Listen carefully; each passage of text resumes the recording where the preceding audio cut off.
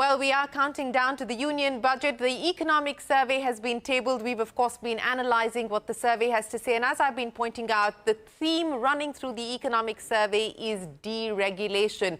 Get the government out of the way. That is what the survey is highlighting. And of course, it does have some focus areas that it believes the government ought to put its bandwidth behind. But of course, the message to the private sector is you need to pick up the baton from the government as far as investing is concerned and start to do the heavy lifting on investments. How much of all of this will translate into policy action and policy decisions, we'll know tomorrow. The growth number, of course, as we've been pointing out, rooted in reality between 6.3 to 6.8%. Rathin Roy, Distinguished Professor at the Kautilya School of Public Policy, with us, also one of CNBC TV18's budget editors this year. Rathin, great to have you join us on the program. Also with us, Anish Shah, the former president of FICCI and President and Group CEO, Managing Director of Mahindra Group, and Surjit Bhalla, the former ED to the IMF. Gentlemen, appreciate you joining us. Rathin, first takeaway from the economic survey and the messages it's sending out. Well, there's nothing wrong with the messages. I think everyone would agree that the growth forecast is reasonable, that the chief economic advisor, this particular one, is an honest man. And he has been honest about the maximum possibilities implied in the next year. Everyone knows following the Trump election that the external front is going to be likely rocky and India will have to navigate it carefully. Everyone knows that agriculture has far too high an increasing share in GDP and manufacturing has a lower share in GDP than we would like. It's the lowest in my lifetime. So I think in terms of his message of government getting out of the way, as a truism, I have no disagreement. The ED should get out of the way, and no doubt Surjit Bhalla's deep state should get out of the way. So I think it's quite an unexceptional economic survey. There isn't much economics in it, frankly, but that's okay. That's okay. This is not an economics-oriented government. And therefore, the political and economy messages, I think, are both clear and honest and modest. And the sort of overall aphorisms that are contained in the survey about what's happening in the world and what's happening in India are not easy to disagree with, very difficult to disagree with. So it's a good survey. And what I like about this survey is it's not this last 10 years, at least since 2017, we had these sort of flash bang economic surveys which pretend to have a theme and a focus and that sort of thing. This is what an economic survey traditionally was. It's very good geography. It's very astute. It provides a 360-degree view of the Indian economy and the rest of the world. I think that's a very good thing. I like this survey. Yes, the survey highlighting, of course, what has happened across each of those sectors, from manufacturing to infrastructure to the PLI schemes, etc. Let me bring Anish Shah into the conversation as well. Anish, as I was pointing out, the message to the private sector is you are swimming in excess profits. In the words of the economic advisor, those are not my words. And it is time now for the private sector to do more on job creation, Anish. In light of what the survey is suggesting, what's the expectation that you go into for the budget? So, Shereen, good afternoon. I will start with a direct response from a private sector standpoint. The Mahindra Group has tripled capacity in auto for the last 3 years and has added 60% more capacity for tractors and is investing significantly in multiple areas. So we see a lot of optimism in India. We see the fundamentals very strong for growth in India. And the survey is essentially taking that forward. In fact, there's a lot of optimism. We see PMI up for literally 14 quarters in a row. And there are a number of other indicators that are positive as well. Yes, growth is at 6.3 to 6.8%, a little lower than what we'd like. But we will continue to see some blips along the road. But overall, the India story is a very strong one. Specifics in the survey that we think are very positive are first around farm and the fact that the agri-produce will likely be better. Second, the focus on productivity. That's a critical thing from an India Inc. standpoint.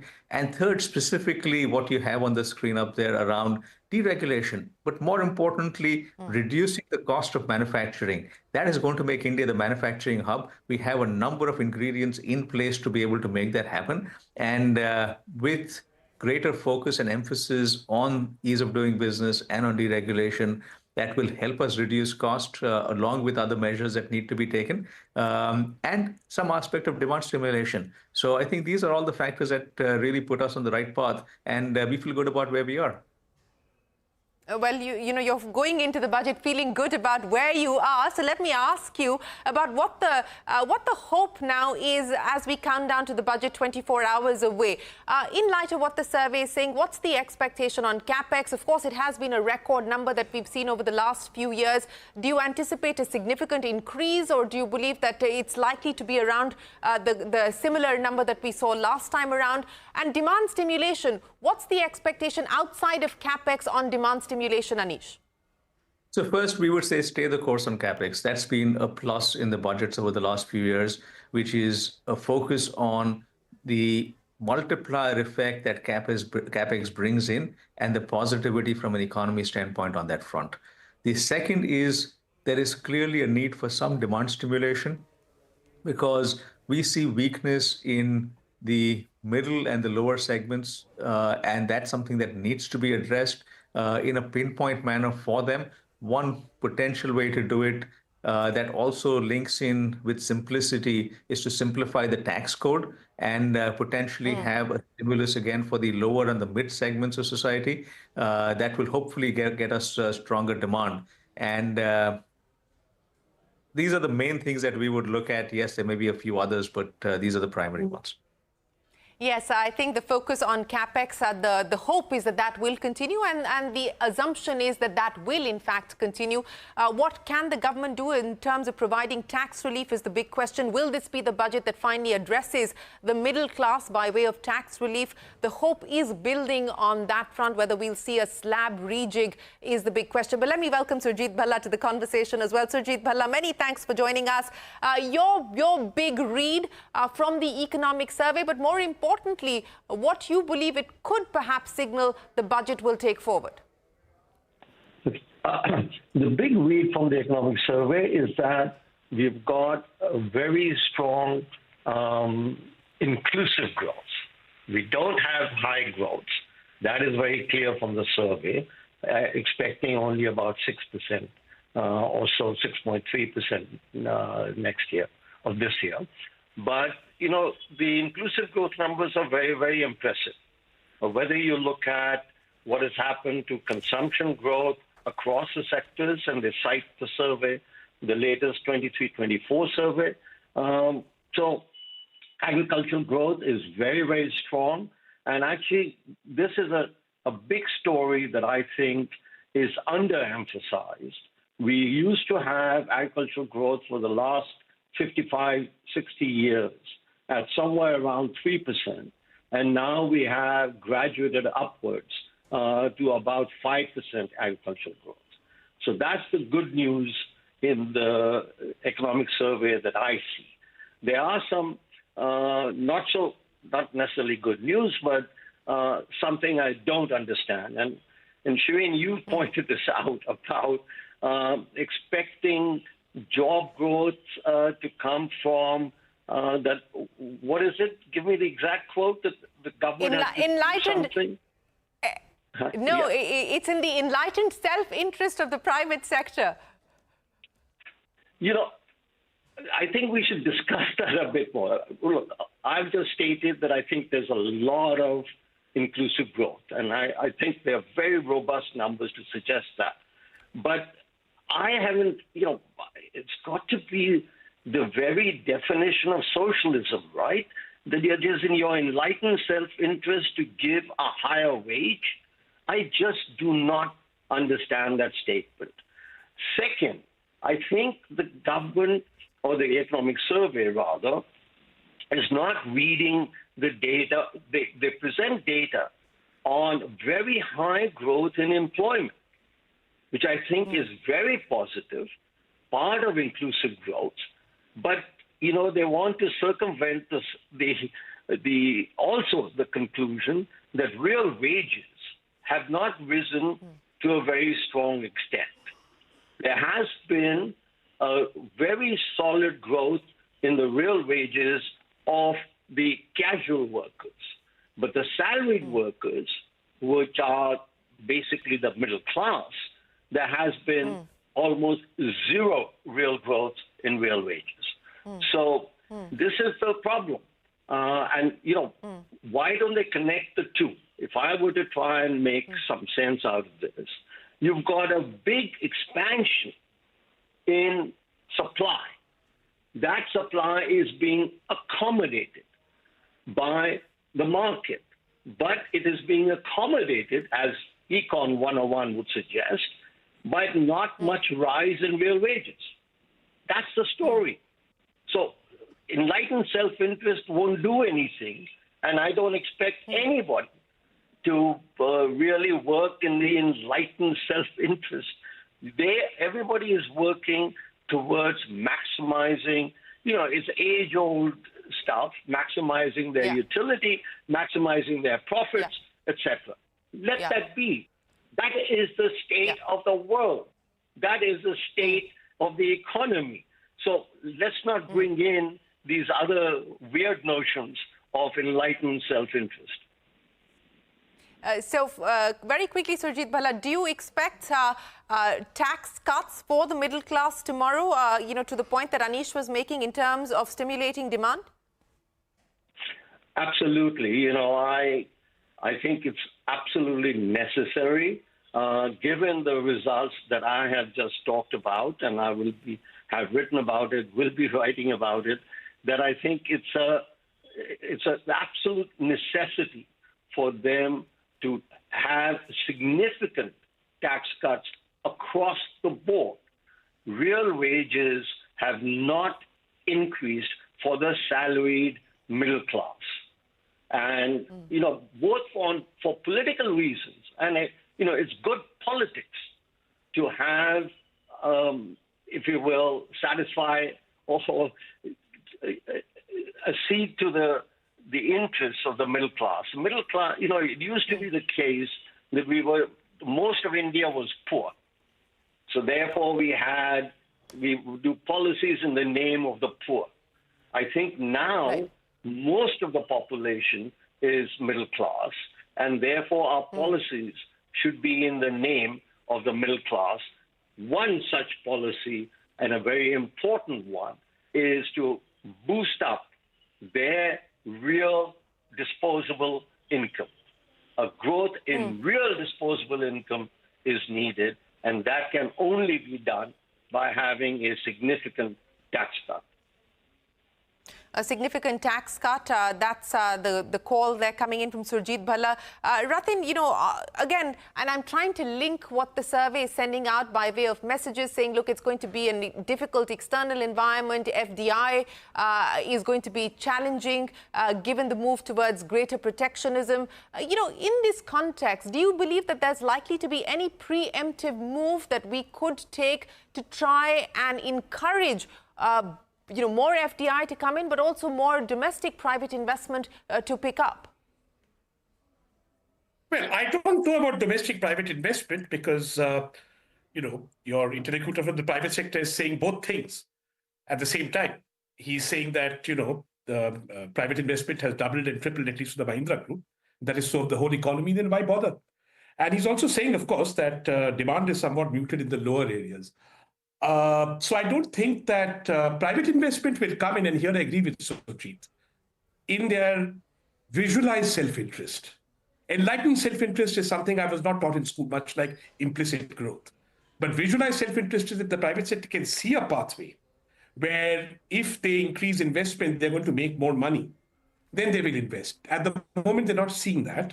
And they're not seeing that for a variety of reasons. But I don't think, and one of the reasons obviously is that the growth engine of the top 10 to 15% of the population has maxed out, what people are pleased to call the middle class. It's a bit absurd because don't forget, people start paying personal income tax in this country at 3.5 times the per capita income. In any other G20 country, it starts at, even Indonesia, the second poorest, slightly above the per capita income. So if you're earning 3.5 times the per capita income and only then you begin to pay tax, then I'd submit the solution is that people should earn a little more at lower levels of per capita income, which requires a higher per capita income and perhaps a more egalitarian distribution of income. And that would give you the demand boost that people are looking for. But, you can't do that in one economic survey. That's a structural issue. when it comes to navigating the globe, I think India has been fairly adept at it. I'm a bit puzzled at recent events with the exchange rate, but maybe that's a blip. But otherwise, India has maintained a fairly non-volatile exchange rate that has been very realistic in terms of the fact that we do run a current account deficit. Therefore, it must depreciate, but the depreciation has both been orderly and well calibrated through the taper tantrum. So macroeconomic management has been okay. The fiscal deficit has been going down fairly steadily post-COVID. And as for the rest, the state of the Indian economy is not one that is going to be, sort of adversely affected by most headwinds, except perhaps if we get into a battle on tariff. But that's not been spoken of in the economic survey. But I do trust that this administration will handle the Trump administration skillfully and avoid that pitfall or danger. Because one of the few countries in the world with whom we do run a balance of payments surplus is the United States. Very unfortunate if that changed. Our attempts to sort of lower our trade deficit with China have obviously not succeeded for the very good reason, again, that China is one of the cheapest manufacturers in the world. So navigating headwinds and being honest that there are external headwinds is good. I would have liked to see a little more honesty about the structural problems the Indian economy is facing, but then one can't expect that to come in an economic survey. So I think he's gone as far as he can with his messages that the private sector is not doing enough, and we need to investigate why, and the private sector also needs to be a little more honest and a little less public relations about what exactly ails them from investing more in the economy, and also not celebrate, and he has not done this, the growth in agriculture and the decline in manufacturing, suddenly overnight, as if we have found some new miracle way to attain Viksit Bharat or whatever it is called. 6% growth is 6% growth. It is highly unsatisfactory. It's the growth I see. If there is, like Surjit's implicit growth and Surjit's deep state, something I do not see, then that is speculative, and it's quite right that the economic survey did not speculate on it. Yeah, Anish, I know you have a board meeting, so I'm going to let you go with a final comment. That really has to do with tying in everything that we've spoken about. But specifically from a global standpoint, the threat of tariffs, we don't know what the Trump administration is going to do. We will perhaps find out on the day of the budget itself. But, any preemptive action that you anticipate on that front? There is, of course, a customs duty overhaul that's also expected. Shereen, we've seen uncertainty in a very significant way over the last few years. And the one positive we see with the Trump administration is that they're very focused on the economy and they're very focused on growth. And that, in my view, augurs well for India. So at this point, no preemptive actions required on that front. And we will deal with the uncertainty as it comes with, as we have so far. Yes, and we will, of course, have to wait to see what action the Trump administration does take. Anish, many thanks for joining us. Appreciate you taking time out of a board meeting to join us here on CNBC TV 18. But Surjit, I want to come back to you. And again, this is a theme that is, in a way, making its way back into the survey. It was there in different ways last time around as well. The survey is saying one critical risk to guard against is the dominance of the financial markets in shaping policy and macroeconomic outcomes, a phenomena known as financialization. Last time around as well, this was a cautionary message of the survey, but more in the context of the move towards the markets and F&O and so on and so forth. What do you take away from this? Well, I'd rather, first comment on deregulation, which is the dominant part, as you're saying, in the economic survey, that we need deregulation. Absolutely. I don't think that's has the good housekeeping seal of everybody's, that we need deregulation. But then I was a little bit worried when you look at FDI, and FDI has really declined. They really don't have a version of understanding of what is causing FDI to go down. And that's contradictory to their emphasis on deregulation. FDI is heavily deregulated, heavily regulated, and through the bilateral investment treaties that we have now engineered over the last 7-8 years, a new form of treaty of FDI, where when the FDI comes in, it will only be arbitrated by an Indian judge rather than whenever they have a disagreement, which happens often, I guess. But previously and around the world, the policy is that, look, when there's disagreement between the foreign investor and the domestic investor, this is not portfolio, this is FDI, then you go to a third country judge. The new policy starting in 2015, and which is really beginning to bite now because all the old bilateral investment treaties are pretty much gone, is that when there's a disagreement, you will go to an Indian judge. And that is why the foreigners, the investors, foreign investors in India have voted with their feet. They are not bringing in any more FDI, which means technology is not there, and which really is hurting. So this is a huge regulation that the government has brought in, unlike any other country I know. Now, it makes sense if the U.S. were to say that, look, we'll go to the U.S. courts. It makes sense if a lot of the European courts say that, look, we will go to our courts because there is universal trust in their courts. There is no universal trust in most courts of most developing countries. So therefore, to bring in that we will be, arbitrated by an Indian judge, I think, and it's just a one stroke of the pen that they have to do, and boom, we will get deregulation, we will get foreign investment, we will get growth, and we don't have to appeal to enlightened self-interest to get growth going.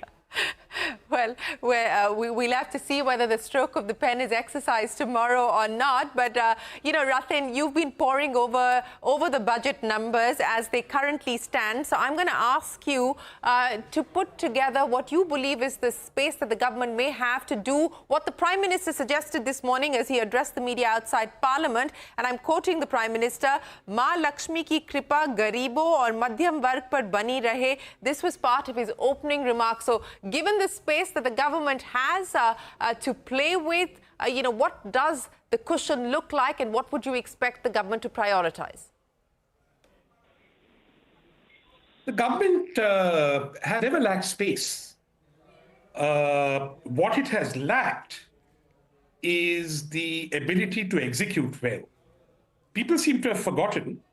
I don't know, I'm sure they've forgotten. No one ever remembers an economic survey the next day. Last year's economic survey focused on state capacity. And let me give you one example of a place where there was plenty of space, but the government's muddy thinking across 11 years now has resulted in that space not being utilized, and that is disinvestment. I mean, I agree with Surjit about a lot of what he said about court jurisdiction. But in addition, how can you take a government that has a target of 2 lakh crores for disinvestment and ends up with 20,000 crores disinvestment seriously? Even the government didn't take it seriously, and therefore has now moderated its targets. And even those vastly moderated targets in the sort of 50,000, crore range, they don't achieve. So there's plenty of fiscal space if you want and are able to find it. Now the question is, what will you spend it on? And I don't do this Mahalakshmi kind of cringe stuff, but let us assume that. But you do have a choice, given the demands of fiscal prudence. You can either increase capex, or you can do whatever he said, prepare on the middle class and cut taxes and cut, have expenditures on the poor and cut the subsidies of 800 billion you give. That would be a cruel thing to do, given the fact that in my lifetime, and post-COVID especially, I'm seeing the highest number of people back in rural areas that any country has seen. Normally, you see people leaving rural areas for urban areas. That actually number has increased. Obviously, there's a lot of distress in the country, and the government quite correctly has responded to that distress. So I think let me put a good spin on what the Prime Minister said. The Prime Minister, I think, is cautioning against too much mollycoddling of people who earn 4 times the per capita income. I think he's pointing out that a lot of people are not that fortunate, and therefore those people must necessarily get priority.